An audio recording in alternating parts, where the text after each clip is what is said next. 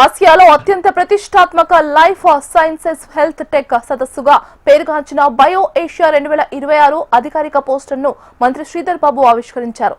2047 నాటికి తెలంగాణలో 3 trillion economy ఆర్థిక వ్యవస్థగా తీర్చిదిద్దడంలో లైఫ్ సెన్సార్స్ రంగం కీలక భూమిక పోషిస్తోందని మంత్రి శ్రీధర్ బాబు అన్నారు. బయో ఏషియా 2026 టెక్ బయో విప్లవాన్ని ముందుకు నడిపిస్తూ ఆరోగ్యకరమైన భవిష్యత్తు కోసం ప్రపంచ నిపుణులను హైదరాబాద్ లో ఒకే వేదికపైకి తీసుకురావడం తమ లక్ష్యమని అన్నారు మంత్రి Sridhar Babu. 23వ edition of BioAsia 2026 సంబంధించిన మరి గ్లోబల్ కాన్ఫరెన్స్ ని ఏర్పాటు చేస్తా ఉన్నాం.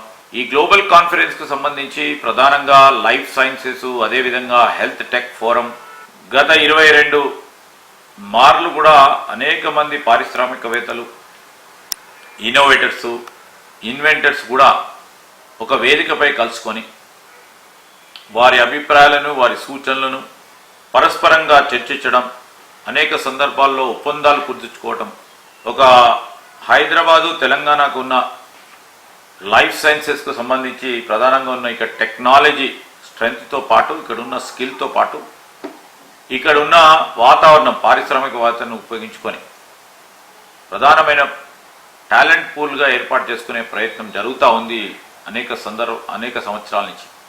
ఈరోజు ఈ రాష్ట్రానికి సంబంధించి ప్రధానంగా థీమ్ బయాలజీతో పాటు టెక్నాలజీని, ప్రధానంగా data and deep technologies, cutting edge టెక్నాలజీస్ని రెండు కలుపుకొని రాబోయే కాలంలో డ్రగ్స్ డెవలప్మెంట్ కానీ, డిజైన్ చేయడానికి డయాగ్నోస్టిక్స్ విషయంలో కానీ పకడ్బందీగా, పటిష్టంగా ఈరోజు హెల్త్ కేర్ సిస్టమ్స్ ముందుకు తీసుకెళ్లే ప్రయత్నం చేయాలని మా ఆలోచన దృక్పథంతో చాలామంది కూడా పెద్దలు, మరి ప్రధానంగా ఈ ఫీల్డ్కి సంబంధించిన పెద్దలందరూ కూడా వస్తున్నారు.